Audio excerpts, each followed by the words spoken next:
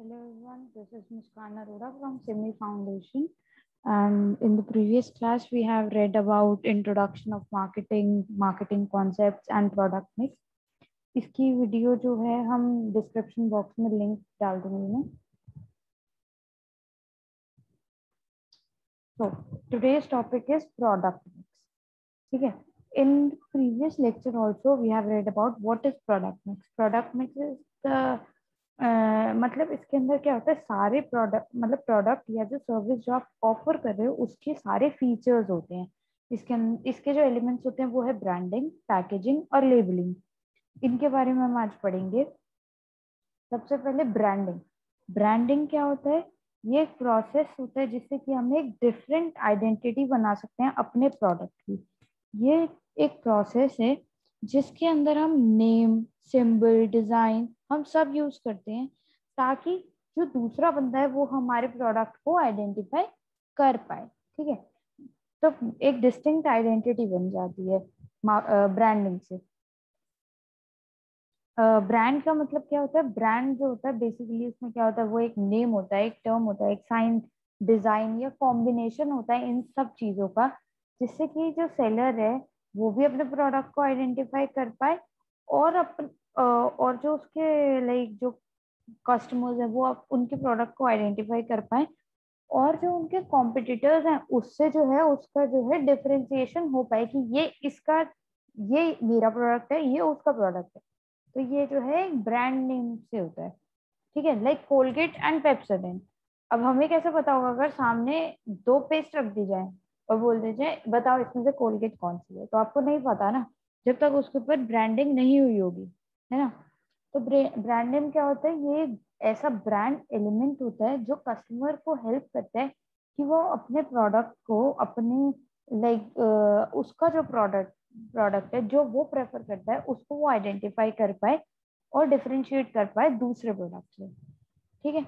और ये जो है बहुत केयरफुली चूज किया जाता है क्योंकि इससे जो है प्रोडक्ट की थीम के बारे में पता चलता है कि बेसिकली थीम क्या है इस प्रोडक्ट की, और इकोनॉमिकली और एफिशिएंटली जो है उसका हेल्प ली जाती है. ठीक है.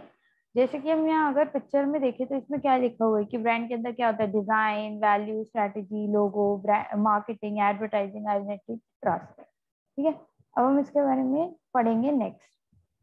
तो क्वालिटीज क्या है एक गुड ब्रांड नेम की? एक अच्छे ब्रांड नेम की क्वालिटी होती है कि वो एक यूनिक होना चाहिए, दूसरे से डिफरेंट होना चाहिए, डिस्टिंक्ट होना चाहिए. ठीक है. जैसे कि कोडक, मस्टैंग, ऐसे. ठीक है. इट शुड बी एक्सटेंडेबल, उसको आप बढ़ा सके आगे. It should be easy to pronounce, identified and memorise. Like pronunciation जो है उसकी इजी होनी चाहिए ताकि जो है बंदा याद रख पाए उस प्रोडक्ट के नाम को. ऐसा नहीं कि इतना मुश्किल नाम रख दिया ताकि कस्टमर ही भूल जाए लेते टाइम कि भाई मैंने मांगा क्या, मेरा जो प्रोडक्ट है उसका नाम क्या है. ठीक है. जैसे कि टाइड, रिम, विम, ये बहुत इजी से नाम है, जैसे पॉन्ड्स, ये सब. ठीक है. और ये जो प्रोडक्ट का जो ब्रांड नेम होता है, जो अच्छा ब्रांड नेम होता है, उसकी क्वालिटी क्या होती है कि वो जो है हमारे को प्रोडक्ट की क्वालिटी और उसके बेनिफिट्स के बारे में अपने नाम से ही आइडिया एक दे दे. ठीक है. जैसे कि लिप गार्ड, तो इससे हमारा क्या पता चल रहा है लिप गार्ड से कि ये जो है लिप को एक लाइक उसको एक कवरिंग देगा, हेल्प करेगा. ठीक है. It should be easily convertible into foreign languages. नाम ऐसा होना चाहिए जिसको हम इजीली फॉरेन लैंग्वेजेस में भी कन्वर्ट कर पाए. ठीक है. It should be capable of legal protection and registration. इसके अंदर क्या है, एक लीगली प्रोटेक्टेड होना चाहिए और रजिस्टर्ड होना चाहिए. ठीक है. It should suggest product service category. ठीक है. जो ब्रांड नेम होता है उससे जो है हमारे को प्रोडक्ट की कैटेगरी पता चलनी चाहिए या जो सर्विस आप प्रोवाइड करें उसकी कैटेगरी. जैसे कि न्यूज वीक से क्या पता चल रहा है कि समथिंग रिलेटेड टू न्यूज होगा, ये न्यूज चैनल होगा. ठीक है. It should indicate concrete qualities, कोई क्वालिटी भी डिस्क्राइब करे. It should not portray bad और wrong meanings in other categories. ठीक है। बैड और wrong meaning in other categories मतलब ऐसा नहीं होना चाहिए कि एक लैंग्वेज में उसका मतलब कुछ और गलत ही कुछ निकल रहा है, नहीं। जैसे कि एक ब्रांड है नोवा। नोवा क्या है, एक कार आई थी जो कि स्पेनिश कंट्री में सेल की जाती थी। ठीक है।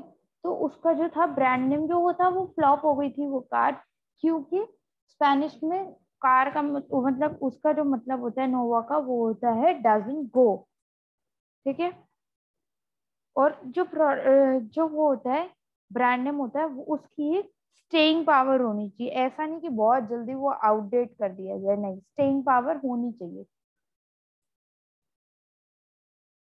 Next, this is the advantages of branding to the marketers and to the customers. Marketers जो होते हैं, मार्केटिंग जो करते हैं, उनको क्या हेल्प करता है, ये एनेबल करता है प्रोडक्ट डिफरेंशिएशन में, ताकि जो है फर्म जो है प्रोडक्ट को, अपने प्रोडक्ट को दूसरे अपने कॉम्पिटिटर के प्रोडक्ट से डिस्टिंग्विश कर पाए, डिफरेंशिएट कर पाए, जिससे कि मार्केट जो है वो इजीली कंट्रोल करी जा सके। ठीक है। Helps in advertising and display program. अगर ब्रांड नेम नहीं होगा, ब्रांड नहीं होगा, तो एडवर्टाइजर कैसे अवेयरनेस प्रोवाइड करेगा, कैसे अपने प्रोडक्ट के बारे में लोगों को अवेयर करेगा कि ये मेरा प्रोडक्ट है, एंड वो जो सेल है उसके ब्रांड की वो कम हो जाएगी।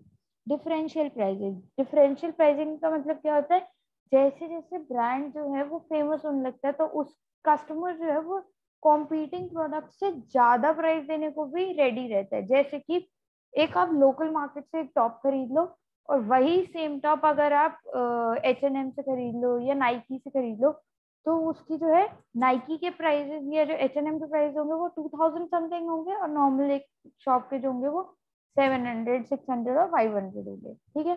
तो उसके लिए जो कस्टमर्स जो है अगर यूज टू हो जाते हैं ब्रांड के लिए, तो वो जो है और उन्हें पसंद आता है तो वो उसके लिए ज्यादा प्राइस देने को भी रेडी रहते हैं। Advantages to the customer. Customers को क्या एडवांटेजेस है कि वो अपने प्रोडक्ट को इजीली आइडेंटिफाई कर पाता है। अगर एक कस्टमर है, अगर वो मतलब जैसे उसको एक ब्रांड से वो सेटिस्फाइड है, उसको पसंद आ गया वो ब्रांड, ठीक है, तो वो जो है हर बारी इंस्पेक्शन नहीं करेगा उस पर, मतलब ढूंढना नहीं पड़ेगा उसे कि अरे वो कौन सा था कौन सा नहीं। वो इजीली अपने प्रोडक्ट को आइडेंटिफाई कर लेगा कि मुझे इस ब्रांड का प्रोडक्ट चाहिए। ठीक है। Next is ensures quality.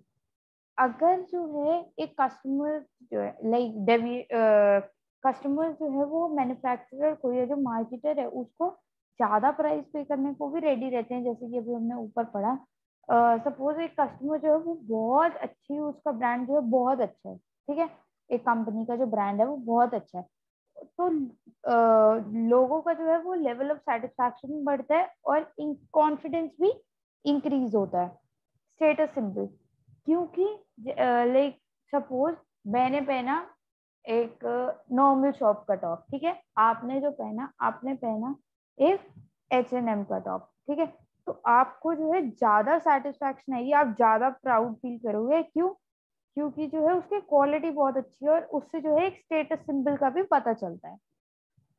Next is packaging. Packaging जो है वो भी इसी का ही एलिमेंट है। पैकेजिंग का मतलब होता है एक प्रोडक्ट का जो जो हमने प्रोडक्ट जो हम सेल कर रहे हैं उसका रैपर डिजाइन करना, कि वो कैसे कंटेनर में जाएगा, कैसा रैपिंग होगी, क्या डिजाइनिंग होगी, वो सब। ठीक है। अच्छी जो पैकेजिंग होगी ना, वो जो है हेल्प करेगी कि उसका प्रोडक्ट की सेल जो है वो बहुत अच्छी रहती है। और इसका जो पैकेजिंग को है वो नॉर्मली एक साइलेंट सेल्समैन भी कहा जाता है। ठीक है। कॉमन यूज जो है पैकेजिंग का वो ये है, पैकेजिंग और लेबल जो है वो यूज किए जाते हैं ताकि पोटेंशियल कस्टमर्स जो है, पोटेंशियल बायर जो है वो एनकरेज हो प्रोडक्ट को खरीदने के लिए। ठीक है। पैकेजिंग जो है वो कन्वीनियंस और इंफॉर्मेशन ट्रांसमिशन के लिए भी यूज किया जाता है। Packages and labels communicate how to use, like जो पैकेजिंग होती है उस पर लिखा होता है कैसे इस प्रोडक्ट को यूज करना है, कैसे ये ट्रांसपोर्ट हुआ, रिसाइकलिंग कैसे होगी या डिस्पोज कैसे होगा इस जो प्रोडक्ट, वो सब। कॉमन यूजेस जो है पैकेजिंग के वो ये है। Physical protection. फिजिकल प्रोटेक्शन का मतलब जैसे कि टेम्परेचर, इलेक्ट्रोस्टैटिक डिस्चार्ज, वाइब्रेशन, इन सब चीजों से प्रोटेक्ट करना अपने प्रोडक्ट को। ठीक है। इंफॉर्मेशन ट्रांसमिशन, जैसे कि पैकेजिंग और पैकेजिंग वगैरह जो होती है, लेबलिंग जो होती है, उस पर ये सब कम्युनिकेट किया जाता है, उसके थ्रू ये सब कम्युनिकेट किया जाता है कि कैसे उस प्रोडक्ट को यूज करना है, कैसे रिसाइकिल होगा या डिस्पोज किया जाएगा, या मतलब उसका जो भी प्रोडक्ट के बारे में वो सब ट्रांस इंफॉर्मेशन जो है वो पैकेजिंग पे लिखी होती है। ठीक है। और लाइक फार्मास्यूटिकल जो कंपनीज होती हैं, फूड कंपनी या जो मेडिकल प्रोडक्ट्स होते हैं या जो केमिकल प्रोडक्ट्स होते हैं, उस पे जो है पैकेजिंग और जो इंफॉर्मेशन है वो जरूरी रिक्वायर्ड होती है, क्योंकि गवर्नमेंट जो है उन्होंने कंपलसरी कर रखा होता है। ठीक है। और जो है कुछ चीजों में जो है पैकेजिंग वगैरह जो है वो क्यों यूज की जाती है, मार्केटिंग के लिए। ठीक है। कॉमन यूज क्या है, मार्केटिंग के लिए। प्रोडक्ट को जो है लाइक जो पैकेजिंग है, कई लोग जो है उससे याद रखते हैं कि ये प्रोडक्ट जो है ये हमें चाहिए। ठीक है। क्यों? क्योंकि उसका जो सेल का जो डिस्प्ले है वो काफी अच्छा और लाइक कैची टाइप सा होता है। ठीक है। नेक्स्ट इज कन्वीनियंस के लिए पैकेजेस के, पैकेजिंग के लिए जो पैकेजिंग के हैं बहुत सारे फीचर्स होते हैं, जैसे कि वो distribution, handling, display, sale, opening, closing, ये सब में भी हेल्प करता है। बैरियर प्रोटेक्शन, बैरियर प्रोटेक्शन मतलब ऑक्सीजन, डस्ट वगैरह से भी जो है ये बचाता है हमारे प्रोडक्ट को, और जो है हमारे प्रोडक्ट को सेफ रखता है। नेक्स्ट ये जो है ये लेवल्स हैं पैकेजिंग के, तीन लेवल्स होते हैं, प्राइमरी, टर्शरी, लाइक टर्शरी नहीं होता, उसे सेकेंडरी भी बोला जाता है, और थर्ड जो होता है प्रोटेक्शन या फिर ट्रांसपोर्टेशन। ठीक है। जैसे कि प्राइमरी पैकेजिंग, प्राइमरी पैकेजिंग क्या है, प्राइमरी पैकेजिंग वो पैकेजिंग होती है जो कस्टम लाइक जो प्रोडक्ट के बिल्कुल ऊपर होती है। ठीक है। प्रोडक्ट के बिल्कुल ऊपर जो पैकेजिंग होती है वो होती है प्राइमरी पैकेजिंग। ठीक है। जैसे कि एक टॉफी है वो रैपर के अंदर है। ठीक है। तो वो जो है रैपर जो है वो उसका जो पहला रैपर होगा टॉफी का वो प्राइमरी पैकेजिंग होगी। ठीक है। मतलब जो रैपर है वो बेसिकली प्राइमरी पैकेजिंग है। या सपोज ये जैसे हमने यहाँ दी हुई है, पिक्चर दी हुई है, इसके अंदर ये है कि ये जो दवाई है, ठीक है, ये जिस रैपर में है ना वो प्राइमरी पैकेजिंग है। ठीक है। ये प्राइमरी पैकेजिंग है जो मेडिसिन के लिए यूज की जाती है। सेकेंडरी पैकेजिंग, सेकेंडरी पैकेजिंग वो पैकेजिंग होती है जो एडिशनल लेयर प्रोवाइड करती है, एडिशनल प्रोटेक्शन प्रोवाइड करती है, जब तक जो है ताकि उस प्रोडक्ट को प्रोटेक्ट कर पाए जब तक वो यूज नहीं किया जाता। लाइक जो कोलगेट का डिब्बा आता है, लाइक जो कोलगेट का ट्यूब जो आती है, ठीक है, जो ट्यूब हो गई वो हो गई प्राइमरी पैकेजिंग। ठीक है। जो उसके ऊपर बॉक्स आता है सिंगल वो होती है सेकेंडरी पैकेजिंग। ठीक है। ये होती है टर्शरी पैकेजिंग। लाइक जो ट्रांसपोर्टेशन पैकेज होता है, ये क्या होता है, ये फर्दर पैकेजिंग प्रोवाइड करता है स्टोरेज के लिए, आइडेंटिफिकेशन के लिए या ट्रांसपोर्टेशन के लिए। ठीक है। जैसे कि बड़े बड़े जो बॉक्सेस होते हैं ये सब शिपमेंट के लिए जो यूज किए जाते हैं। ठीक है। ये टर्शरी पैकेजिंग या ट्रांसपोर्टेशन पैकेजिंग होती है। एडवांटेजेस क्या है पैकेजिंग के? एडवांटेजेस ये हैं, rising standards of health and sanitation. जैसे कि लोग जो है बहुत ज्यादा हेल्थ कॉन्शियस होते जा रहे हैं दिन पे दिन, तो वो ये प्रेफर करते हैं कि पैक गुड्स ही वो खरीदें। ठीक है। The reason is that the chances of adulteration in such goods are minimise, क्योंकि जो खुले हुए गुड्स होते हैं उनके अंदर एडल्ट्रेशन होती है। ठीक है। मैं ये नहीं कहती सब में होती है, बट ऑलमोस्ट में होती है। ठीक है। तो हमें जो है पैकेज गुड ही यूज करने चाहिए, क्योंकि उसके अंदर कुछ परसेंटेज जो है वो एडल्ट्रेशन होती है, ज्यादा नहीं होती। सेल्फ सर्विस आउटलेट, जैसे कि ये जो है पर्सनल सेलिंग का भी काम करते हैं, तो प्रमोशन जो है वो लाइक जो सेल्फ सर्विस रिटेल शॉप जो है वो आजकल काफी पॉपुलर हो जा रही है। ठीक है। जिससे कि सेल्स असिस्टेंट जो है वो पैकेजिंग वगैरह में हेल्प कर सकते हैं। इनोवेशनल अपॉर्चुनिटी, इनोवेशनल अपॉर्चुनिटी का मतलब जैसे कि जो और अलग अलग तरीके की पैकेजिंग शुरू करी जा रही है आजकल। ठीक है, जैसे जैसे लोग रिसर्च करते हैं तो और इनोवेशंस होती जा रही हैं, जैसे कि आजकल जो मिल्क है, पहले जो मिल्क आता है वो एक नॉर्मल पॉलिथीन वाले उसमें आता है। अब जो है मिल्क जो आता है वो किस में आता है, कई कंपनीज ने जो मिल्क निकाल दी है वो निकाला है टेट्रा पैक्स में, है ना। मिल्क के भी टेट्रा पैक्स आना शुरू हो गए। Next is product differentiation. Product differentiation का मतलब होता है कलर, साइज, मटेरियल, ये सब जो होता है पैकेजिंग का, वो कस्टमर के दिमाग में एक परसेप्शन क्रिएट करता है कि प्रोडक्ट की क्वालिटी कैसी होगी। अगर आप एक गंदे वंदे बॉक्स में ऐसे प्रोडक्ट पैक करके दे देंगे, बस जगह है कैसा जैसे पैकेजिंग करके दिया ऐसा ही प्रोडक्ट होगा गंदा, ठीक है। पैकेजिंग अच्छी होगी, लोग सोचते हैं प्रोडक्ट भी बहुत अच्छा होगा। This is labelling. लेबलिंग का मतलब होता है कि आइडेंटिफिकेशन मार्क्स डालना पैकेज के ऊपर, ठीक है। ये जो है इसके अंदर बहुत सारी इंफॉर्मेशन होती है लेबल के अंदर, जैसे कि प्रोडक्ट का नेम, मैन्युफैक्चरर का नेम, कंटेंट, जो प्रोडक्ट के कंटेंट्स हैं, एक्सपायरी, कब एक्सपायरी होगा प्रोडक्ट, मैन्युफैक्चर कब हुआ था, मैन्युफैक्चरर की डिटेल्स, या और क्या कैसे इसे यूज करना है, हाउ टू यूज, या जो है वेट, कि कितना वेट है, ये सब इसके अंदर आता है, ठीक है। Now next is functions of labelling. Labelling के फंक्शंस क्या हैं? लेबलिंग के फंक्शंस हैं कि सबसे पहले तो ये प्रोडक्ट की आइडेंटिफिकेशन करता है, ठीक है। ये कस्टमर की हेल्प करता है कि वो प्रोडक्ट को जो है इजीली आइडेंटिफाई कर पाए। जैसे कि हम कैडबरी की चॉकलेट्स हम दूर से ही पहचान लेंगे, अगर कहीं कैडबरी का रैपर सामने कलर वैसा दिख जाएगा, पर्पल कलर का रैपर दिख जाएगा और उसमें कोई चॉकलेट होगी, हम पहचान जाएंगे कि ये तो हमारा कैडबरी का ही प्रोडक्ट है ना। Next is describe the product and specify it's content. Manufacturer जो है वो सारी डिटेल्स जो है, सारी इंफॉर्मेशन जो है इसके ऊपर प्रिंट कर देता है, कि इंग्रेडिएंट्स क्या है प्रोडक्ट के, वो यूज कैसे करना है, कुछ ऐसा कॉशन वाला तो नहीं है जिसमें प्रिकॉशंस लेने पड़े, या जब हमारे को यूज करना है तो उसमें क्या केयर करनी है, कि मैन्युफैक्चरिंग डेट, बैच नंबर, ये सब। जैसे कि कई लोगों को जो है किसी प्रोडक्ट से, किसी चीज से एलर्जी होती है, तो वो इंग्रेडिएंट्स पढ़ के ही प्रोडक्ट ताकि ले पाए, वो लेबलिंग की हेल्प से किया जाता है। Next is grading of product. Label की हेल्प से जो है प्रोडक्ट को ग्रेड किया जाता है अलग अलग कैटेगरी में। जैसे कि अलग अलग अगर किसी को पता हो तो लाइक हिंदुस्तान यूनिलीवर जो है उसकी 3 टाइप की टी आती हैं, ठीक है।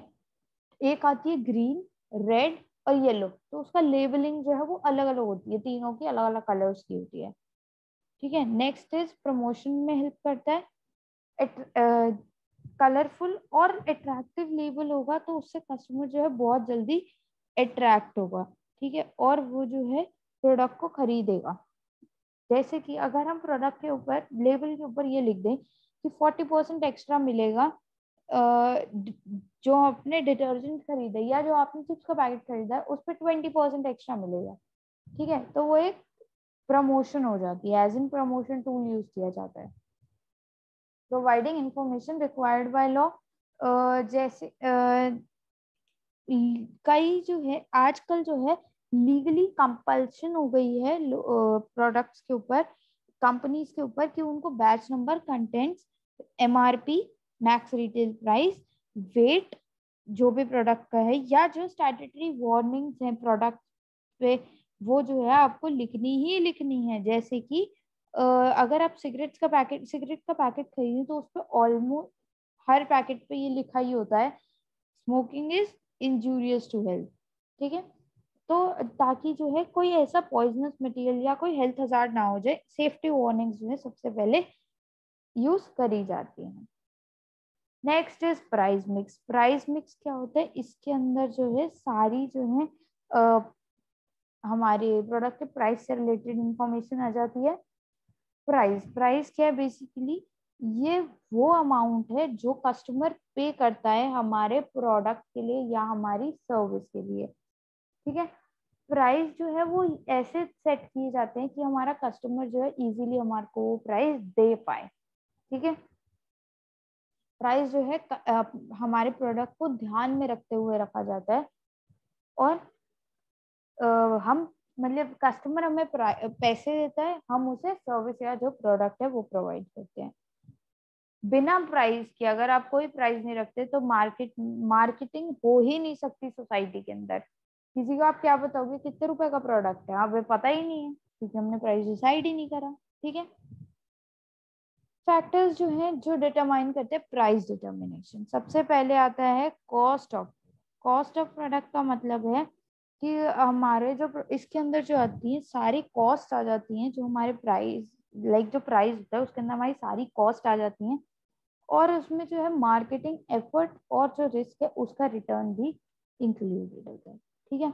इसके अंदर जो प्राइस होता है उसके अंदर क्या किस किस चीज की कॉस्ट होती है, cost of production, distribution and selling of the product. ठीक है। इसमें जो है एक लाइक ये एक बेंचमार्क की तरह एक्ट करता है। ये जो कॉस्ट होती है वो एक एज इन बेंचमार्क एक्ट करता है हमारे प्रोडक्ट के लिए। ठीक है। ये एक मार्केटिंग स्ट्रेटेजी होती है जिससे कि हम सेल्स जो है वो बढ़ा सकते हैं और मार्केट में शेयर जो है अपना बहुत अच्छा कर सकते हैं। Next is demand for the product. Demand for the product मतलब कॉस्ट जो है उस वही हमारे प्रोडक्ट को डिटरमाइन करने की, उसको हमारे प्राइस को डिटरमाइन करने का एक बेंचमार्क होता है। जो प्राइस की अपर लिमिट होती है, प्राइस रेंज की जो अपर लिमिट होती है वो किस पे डिपेंड करती है, यूटिलिटी ऑफ जो प्रोडक्ट जो है कितनी यूटिलिटी प्रोवाइड कर रहा है। ठीक है। और इससे ही हमारी डिमांड का भी अंदाजा लगाया जाता है। Next is price of the competitor.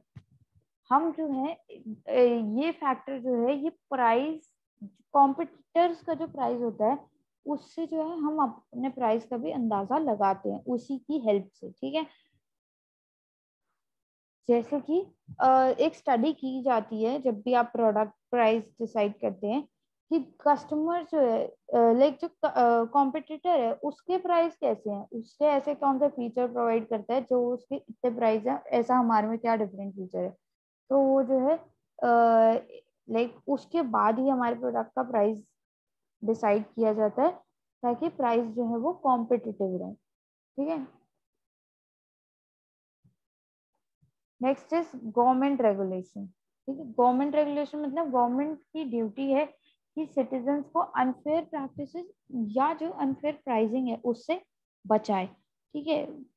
Government जो है कुछ रूल्स एंड रेगुलेशन, कुछ लॉज जो है वो लगाती है हमारे ऊपर प्राइसिंग से रिलेटेड, जिसके अंदर ये होता है कि आप एसेंशियल गुड्स को कंसिडर करते हुए इतना ही प्राइस रख सकते हो, इससे ऊपर नहीं। ठीक है। Thank you so much. We will continue in the next class.